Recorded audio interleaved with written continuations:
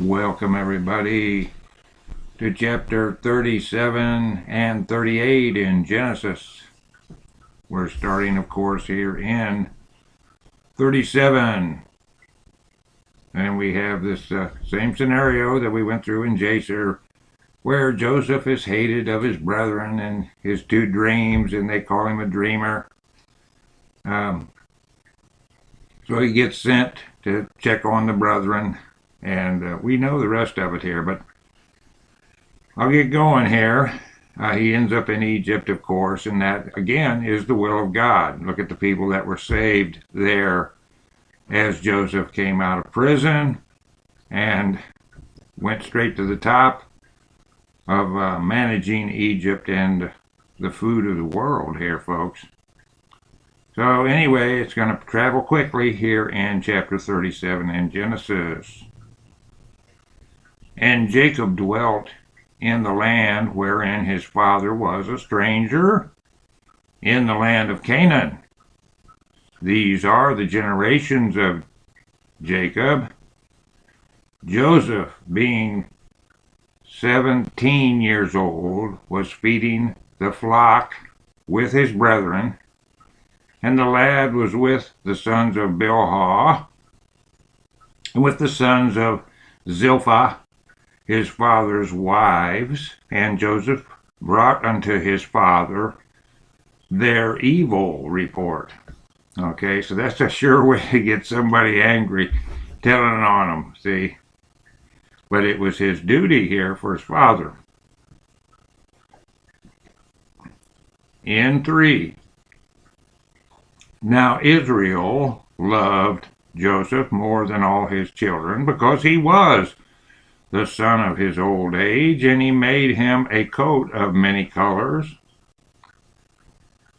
And the translators are saying pieces in Hebrew.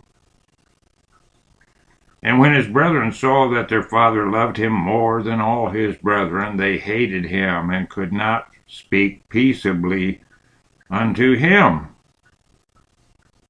5 is a paragraph. And Joseph dreamed a dream, and he told it his brethren, and they hated him yet the more. And he said unto them, Hear, I pray you, this dream which I have dreamed. Period. For behold, we were binding sheaves in the field, and lo, my sheaf arose, and also stood upright. And behold, your sheaves stood round about, and made obeisance to my sheaf. Okay, so that went over really hard. In 8, and his brethren said to him, Shalt thou indeed reign over us? Question mark. Or shalt thou indeed have dominion over us? Question mark. And they hated him yet the more for his dreams and for his words. Period. And what they don't realize is those dreams are going to come true, right, folks? And of course, this is going to fly through time here. When you read Jacer and you see all the details, we realize how much time.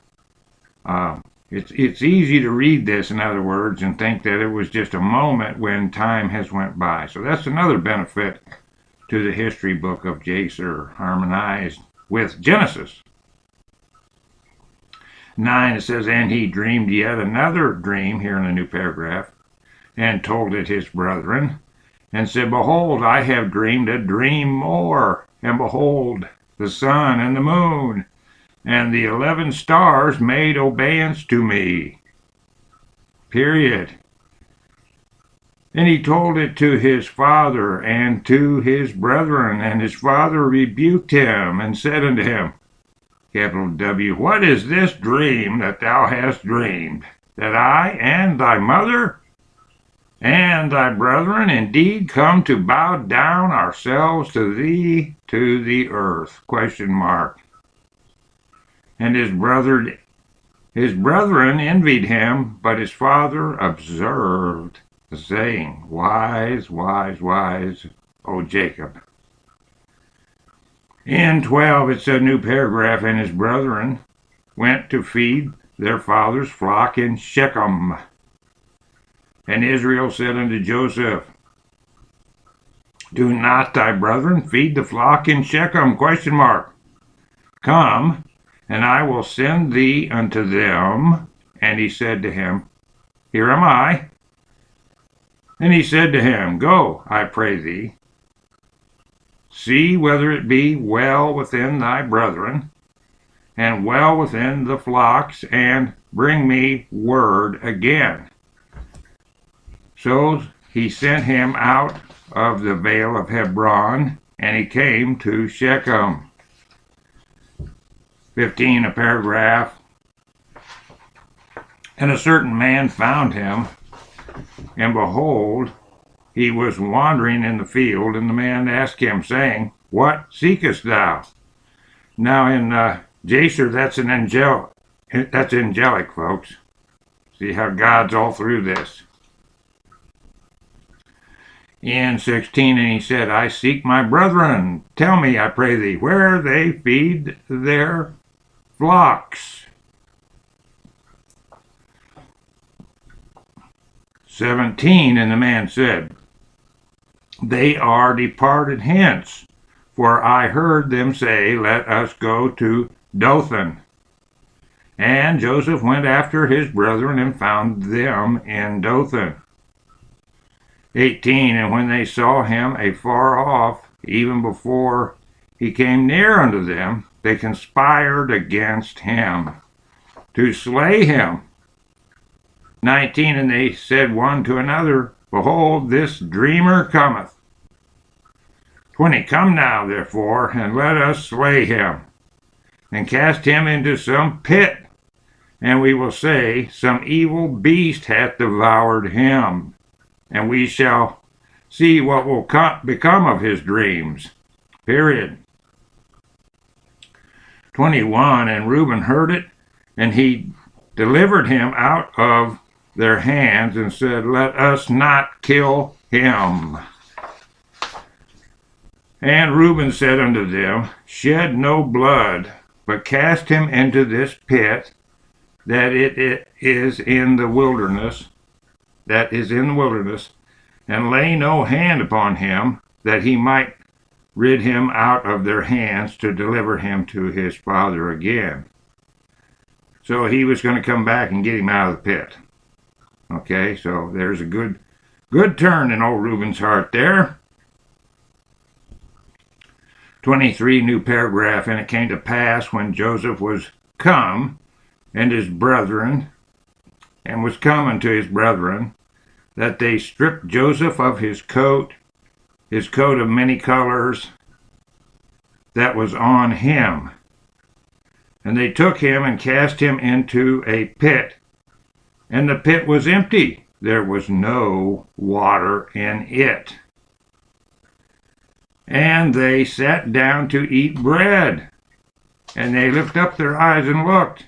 And behold, a company of Ishmaelites came from Gilead with their camels, bearing spicery, and balm and myrrh, going to carry it down to Egypt. 26, and Judah said unto his brethren, What profit is it if we slay our brother and conceal his blood? ? Come, and let us sell him to the Ishmaelites, and let not our hand be upon him, for he is our brother and our flesh. And his brethren were content.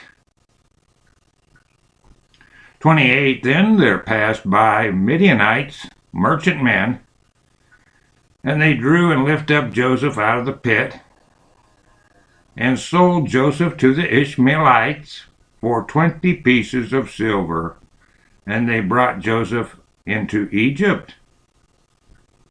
29, and Reuben returned unto the pit, and behold, Joseph was not in the pit, and he rent his clothes. And he returned unto his brethren and said, The child is not, and I, whither shall I go? Question mark. And they took Joseph's coat. They took Joseph's coat and killed a kid of the goats and dipped the coat in the blood. And they sent the coat of many colors, and they brought it to their father, and said, Thus or this have we found. Know now whether it be thy son's coat or no. 33, and he knew it, and said, It is my son's coat. An evil beast hath devoured him. Joseph is without doubt rent in pieces. And Jacob rent his clothes, and put sackcloth upon his loins, and mourned for his son many days. And all his sons and all his daughters rose up to comfort him, but he refused to be comforted. And he said, For I will go down into the grave unto my son mourning. Thus his father wept for him. In 36, and the Midianites sold him into Egypt unto Potiphar, an officer of Pharaoh's, and captain of the guard. Yeah, he was a real high roller. This is a famous name here in Egypt, this Potiphar. It has the implications to their great religious philosophy, as they worship the potter. It's famously discussed there in, like say, the book of Jeremiah, where he sends the prophet to the potter's house. All that mocks the Egyptians, folks. It just does. So this Potiphar name is used over and over in Egypt as the king of the south. You'll see it used over and over, and that's when the name Harry Potter is in modern times. That was a reference to the Egyptian mystery school, and that's this name here. All right, is everything intact so far here in chapter 1? Okay. Okay, the second part of this CD is chapter 38. The second part is 38, and we have the bloodlines here. Again, this is Judah. This is Christ's bloodline. The Lord sees the blood, and so there's some interesting things here. But remember how it may seem kind of bad to us, like this last episode here with Joseph, and it seems so terrible and so hateful, and yet there's a spiritual world behind it, and a coming together at the end of it, where it was all meant to be. Okay, we can't lose sight of that. Like out here in the evil world that we have all around us today, and you think, wow, how could the Lord let this happen? Well, we know his plan here. He gave us his plan ahead of time, and it's the same thing. It's going to come out for the good. And Joseph going to Egypt comes out in God's will that he had to save a lot of people. And here with the bloodline, it's no different. Some things that don't seem to be right, and they're not right, but yet it ends up being good for Christ's bloodline. The Lord would never let anything happen that wasn't meant to happen when it comes to Christ's bloodline. So 38 in Genesis, verse 1, it says, And it came to pass at that time that Judah went down from his brethren and turned in to a certain Adullamite, whose name was Hira. And Judah saw there a daughter of a certain Canaanite, whose name was Shua. And he took her and went in unto her. And she conceived and bare a son, and he called his name And she conceived again and bare a son, and she called his name Onan. And she yet again conceived and bare a son, and called his name Shelah. And he was at Chezib when she bare him. And Judah took a wife for his firstborn, whose name was Tamar. And Judah's firstborn, was wicked in the sight of the Lord, and the Lord slew him. See how serious this is, folks? And 8, and Judah said unto Onan, Go in unto thy brother's wife, and marry her, and raise up seed to thy brother. Okay, now that's a direct order from Judah here, and you're to what? Obey your parents, your elders.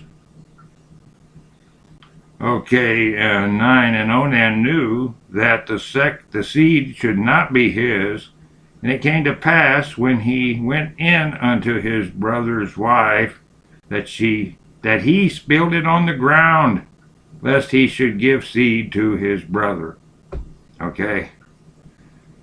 Now, this is Christ's bloodline here, and this is a tradition. It's also in the law of God to do this for your brothers and sisters. 10, and the thing which he did displeased the Lord, wherefore he slew him also. Okay, that's how serious this is, to obey the Lord. It's not a joke, it's not a game. And the one shoe law, when a woman's a widow and she has no seed, the idea was to raise up seed for her so she could have a family. Okay? And as a brother, you were supposed to do that. Well, here we have a direct order to do that, and we have a disobeying of that order. So, and there's other details that aren't here. This wickedness doesn't just stop with this one act, okay? And how much more should we obey the Lord today? Okay, we got his directions here that we're reading.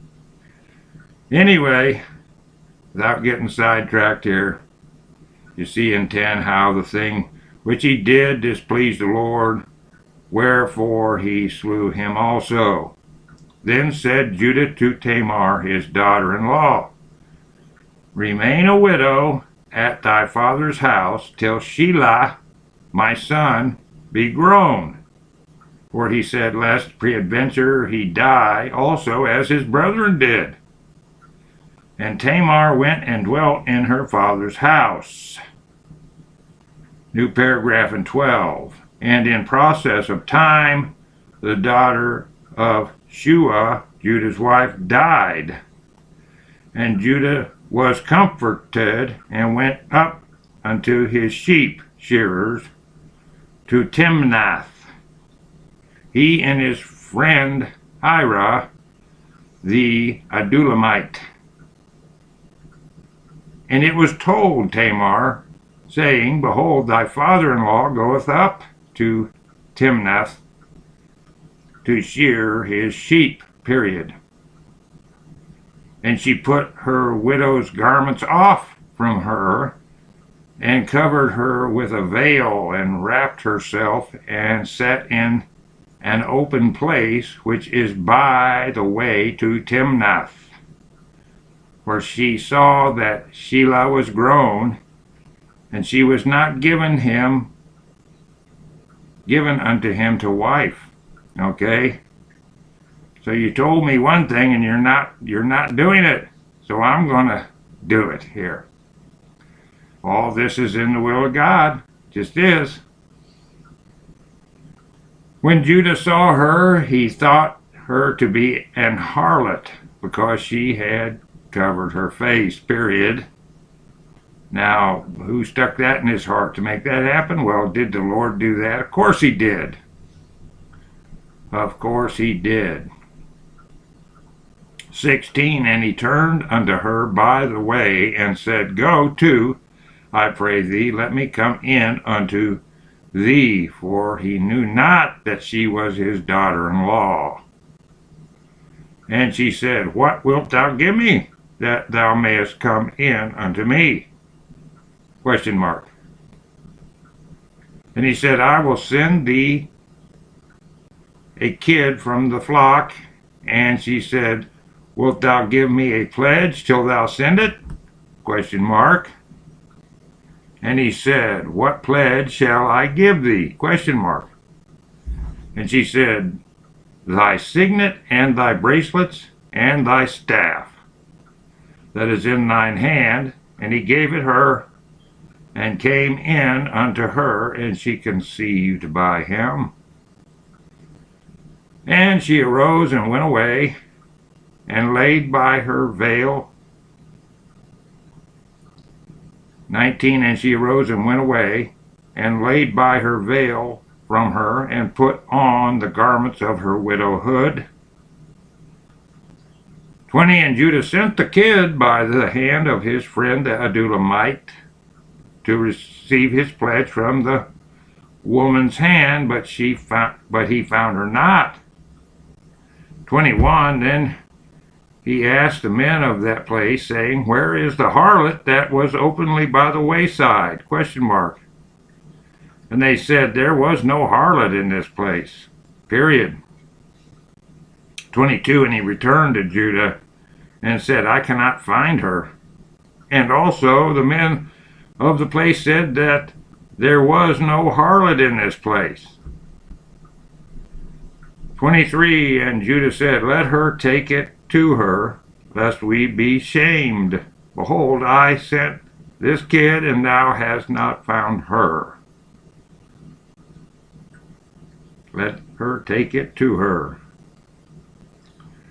24 starts another paragraph. And it came to pass about 3 months after that it was told Judah, saying, Tamar, thy daughter-in-law, hath played the harlot, and also, behold, she is with child by whoredom. And Judah said, Bring her forth, and let her be burnt. Ouch. Yeah, that's not the law of Moses, is it? Table people. They're supposed to be stoned.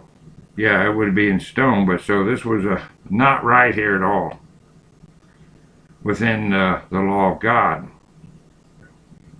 25. When she was brought forth, she sent to her father-in-law, saying, By the man whose these are am I with child. And she said, Discern, I pray thee, whose are these, the signet and bracelets and staff. Period. Well, that shut him up there, didn't it? In 26, and Judah acknowledged them and said, She hath been more righteous than I, because that I gave her not to Shelah my son. And he knew her again no more. So he went back on his word there. One lesson that we learn there is to always keep your word to people. You're only as good as your word. And that's old-fashioned, isn't it? But in 27, there's a new paragraph. And it came to pass in the time of her travail that, behold, twins were in her womb. And it came to pass when she travailed that the one put out his hand, and the midwife took and bound upon his hand a scarlet thread, saying, This came out first. And it came to pass, as he drew back his hand, that, behold, his brother came out. And she said, How hast thou broken forth? Question mark. This breach be upon thee. Therefore his name was called Pharez. Okay, 30, and afterward came out his brother that had the scarlet thread upon his hand, and his name was called Zerah. Okay. And the Phares at first in the Hebrew, wherefore hast thou made the breach against thee? And the second is, uh, the second name is a breach. Okay. And of course, they send us to the places where the bloodlines are chronicled there by the translators. So in 39, we're going to be going to Potiphar's house here with Joseph. And like I said, time's flying here in Genesis as we don't have the details. But we have Jacer, and we can get lots of the details there and harmonize them together. And it gives us a little more look at how time is moving here, because this moves, the book of Genesis moves really fast through time here. So we got to keep that in mind, that it seems like that it's a short time when actually there's a length of time in many places in Genesis. And that's one of the benefits to Jacer, the fact that it does let us know how much time is passed in between this as they harmonize together. Does that make sense to everybody? Okay, I'll catch you on the next CD. Bye-bye.